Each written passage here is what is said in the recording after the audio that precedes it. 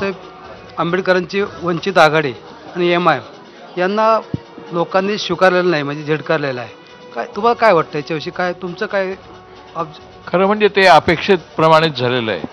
जसं उत्तर प्रदेशमध्ये मायावतीला स्वीकारलेलं नाही, तसंच महाराष्ट्रामध्ये प्रकाश आंबेडकरांना स्वीकारलेलं नाही. आंबेडकरी एकजूट ही करण्याचा प्रयत्न प्रकाश आंबेडकरांनी केला नाही. त्यांनी रामदास आठवले वगैरे बाकी जे नेते आहेत आंबेडकरी विभागाचे, त्यांच्या विरुद्ध स्वतःचं दुकान उघडलं आणि त्या दुकानामध्ये फारसे कोणी गिऱ्हाईक आले नाहीत. आत्तापर्यंत त्यांना ते गिऱ्हाईकं मिळत होती. गिऱ्हाईक हा शब्द मी जाणून बुजून वापरतोय.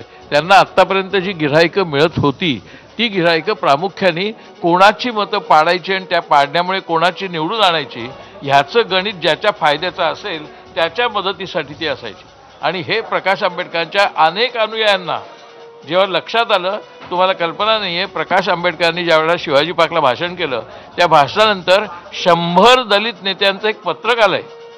त्यात 100 दलित नेते निरनिराळ्या क्षेत्रातले सांस्कृतिक, सामाजिक, राजकीय त्यांनी त्यात जाहीर केले त्या पत्रकामध्ये की प्रकाश आंबेडकरांनी ह्या प्रकारचं राजकारण सोडून द्यावं आणि सरळ सरळ महाविकास आघाडीमध्ये सामील व्हावं. आपल्या उगाचच 48 जागा पाहिजेत, 27 जागा पाहिजेत, 12 जागा पाहिजेत असे आग्रह धरू नयेत.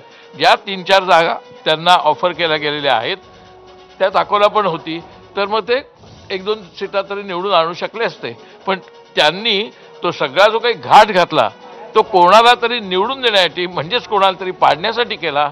ही त्यांची प्रतिमा आता त्यांच्याच समाजात रूढ झालेली आहे आणि त्यामुळे प्रकाश आंबेडकरांना राज ठाकरेंप्रमाणेच काही फारसं भवितव्य असेल असं मला वाटत नाही. एक अजून इंटरेस्टिंग